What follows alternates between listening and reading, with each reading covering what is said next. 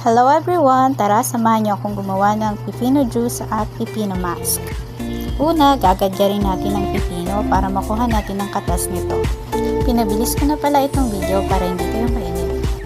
Ang katas nito ay napaka-epektibo na pagda-detox na ating mga tiyan, lalo na sa mga nakakaranas ng constipation.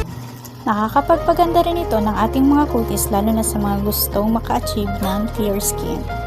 Isang sangkap lamang ang kailangan natin gamitin para sa beauty hacks na ito. Makakatipid kayo dito guys, promise! Paniguradong magiging paborito niyo rin ito after niyo itong subukan.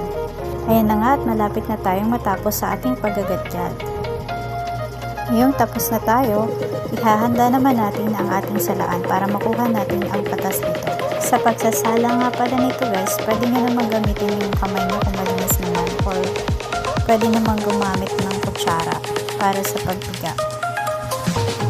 At ayun na nga, tapos na natin kunin ang katas ng pipino. Pwede na natin inumin ito. Ang sarap na guys, hindi mo na kailangan ng asukal. Wala nga palang sayang dito guys, dahil magagamit pa natin yung hinigaan natin pipino sa ating mukha. Tinatawag ko nga pala ito guys na pipino mask. Paalala, medyo mahirap nga lang siyang ilagay sa mukha, pero tsaga-tsaga lang guys. Ika nga, patient is a virtue. Konting tsaga lang sa matatapos ka rin dyan.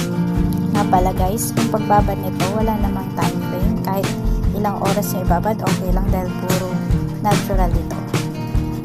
Go, go, go, self pagsusuko para sa clear skin. Nga pala guys, ginawa ko ito dahil nagkaroon ako ng buong araw sa mukha. Siguro dahil sa pag-swimming namin, bilad-bilad sa araw. At natapos rin sa wakas. Ayan, pwede na natin ibabad. Watching, don't forget to like and follow me guys for more videos. Paalam!